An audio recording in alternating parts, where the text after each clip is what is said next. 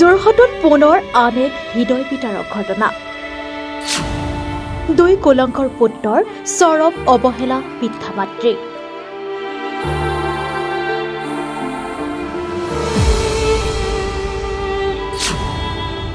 আন্ধাৰ কোঠাত চিৎকাৰ কৰি আছে বৃদ্ধাই।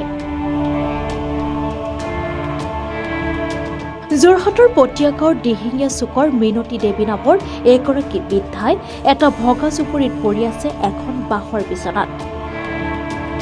ভৰিত পক্ষাঘাত হৈ লাগিছে পোক।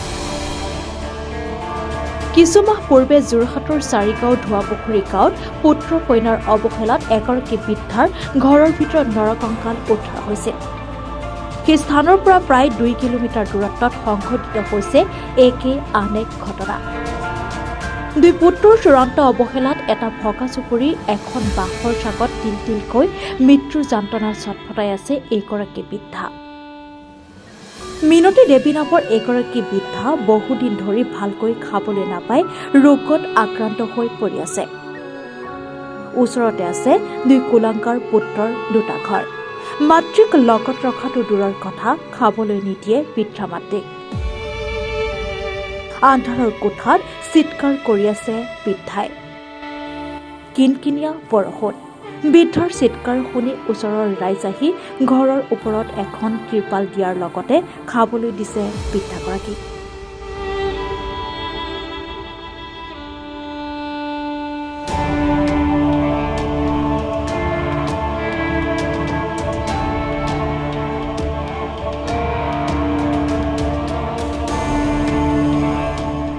আইতাক মানে আমি আজি ভালেমান দিনৰ আগতে আমাৰবিলাকৰ ঘৰলৈ চবলৈকে যায়। আমি শাকে পাচলিয়ে দি পঠিয়াওঁ, তেওঁ কেতিয়াবা বনাই খুৱাই বোৱাৰীহঁতকো দিয়েহি।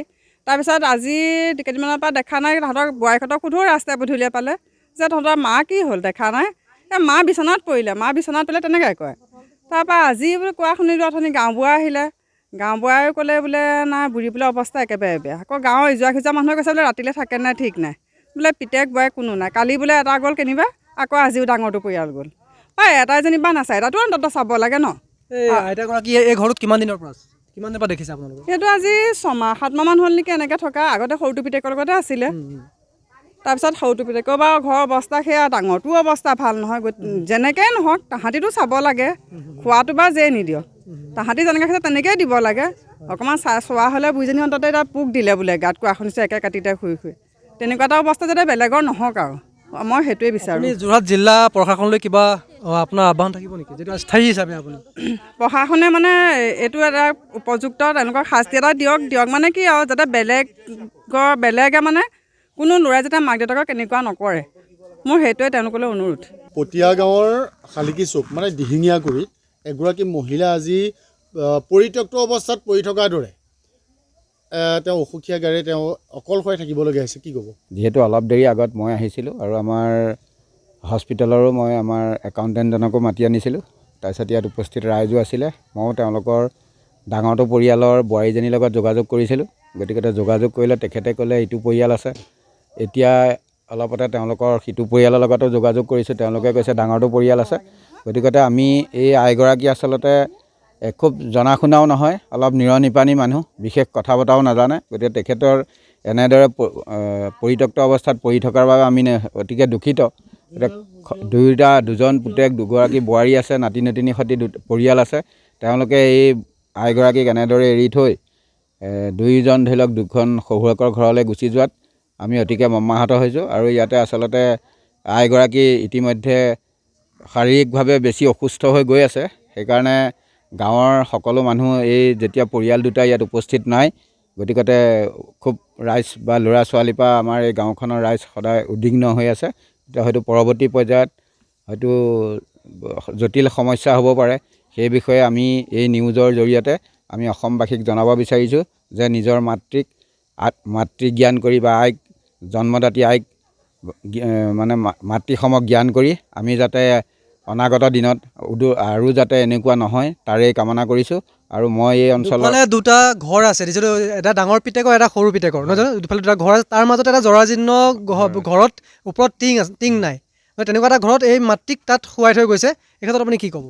এইটো আচলতে পুত্ৰ হিচাপে তেখেতসকল আমি পুত্ৰ বুলি ক'বলৈ তেখেতসকলক আচলতে এইটো সময়ত মন নাযায়, কাৰণ যিহেতু দুজন যেতিয়া পুত্ৰেক আছে, দুজনৰ এজন হ'লেও ইয়াত থাকিব লাগিছিলে বা মাতৃগৰাকীক সুস্থতাৰ কাৰণে বা আমাৰ যোৰহাট মেডিকেল কলেজ হস্পিটেললৈ হ'লেও নিব লাগিছিলে। যদি তেখেতসকলৰ কিবা অসুবিধা থাকে বা আৰ্থিকভাৱেও যদি তেখেতসকল ইমান সচ্ছল নহয় যদিও তথাপিতো ওচৰ চুবুৰীয়া হিচাপে যদি আমাকো জনালেহেঁতেন, আমি যিমানখিনি পাৰোঁ পাৰ্যমানে সহায় কৰিলোহেঁতেন। কিন্তু এতিয়া সেই আইগৰাকীক হস্পিটেলত নি ভৰ্তি কৰাৰ সেইটো এটা পৰিৱেশো নাই, কাৰণ যিহেতু হস্পিটেললৈ নিলেও এজন ধৰি লওক গাৰ্জেণ্টৰ প্ৰয়োজন হয়। গতিকে ইয়াতে এইখন গাঁৱতে ইতিমধ্যে দুজন ব্যক্তি, এই এজন কালি মৃত্যু হৈছে আৰু এজন আজিৰ পৰা 10 দিনৰ আগতে মৃত্যু হৈছে। তো ইয়াতে বা তেখেতসকলৰ লগত বা আইগৰাকীৰ লগত থকাৰ এটা পৰিৱেশ নাই। সেয়েহে আমি মৰ্মাহত হৈছোঁ। অনাগত দিনত যাতে এনেকুৱাবিলাক সমস্যা নাহে, আমি সকলোকে এই আপাহতে মই সকলো মাতৃক তথা পুত্ৰসকলক অনুৰোধ জনাম যাতে ভৱিষ্যতে আমাৰ এই অঞ্চলত এনেকুৱা আৰু যাতে ব্যৱস্থা নহয়। এই ধন্যবাদ। অঞ্চলৰ গাঁও প্ৰধান নেকি? মই এইটো অঞ্চলৰ গাঁও প্ৰধান। আপোনাৰ নামটো? মোৰ নাম শ্ৰী অচিন্ত দত্ত। আৰু এই যি লম্পট পিতেক আছে, দুটা যে পিতেক আছে, এই পিতেক দুজনৰ নাম কি? এই পিতেক দুজনে, এজনৰ নাম সুৰজিত, এজনৰ নাম দেৱজিত। মাক কিমান দিনৰ পৰা বেলেগে আছে? মাক এতিয়া অলপ দিন আগতে আমি আচলতে এইটো আজিৰ পৰা প্ৰায় 6-7 মাহৰ আগতে ইয়াত এটা অপ্ৰীতিকৰ পৰিস্থিতিৰ সৃষ্টি হৈছিলে এইটোখন ঘৰতে। মই তেতিয়াও ৰাতি আহিছিলোঁ, মই ধৰ্মীয় সাজতে আহিছিলোঁ, কাৰণ মই নামঘৰত আছিলোঁ ভাদ মাহত। তেতিয়া ইয়াতে মানে আমি এই খুব মদ পানী খাই মানে দা এজন লৈ আছিলে। আমি ভোগদৈ আৰক্ষী চকী খবৰ দি তেখেতসকলৰ হতুৱাই ইয়াক থানালৈ লৈ যোৱাৰ ব্যৱস্থা কৰিছিলোঁ। আৰু গাঁৱৰ মানুহে ধৰি লওক বিলাকক খুব বহুত বেছি বেয়া কথা কয় কাৰণে আহিবলৈ অলপ অসুবিধা পায়, কাৰণ মই পুত্ৰ দুজনো ধৰি লওক এনেকুৱা দুইজনে, কাৰণ তেখেতসকল আচলতে মদ পানী খাই পৰিস্থিতি জটিল কৰি থয়।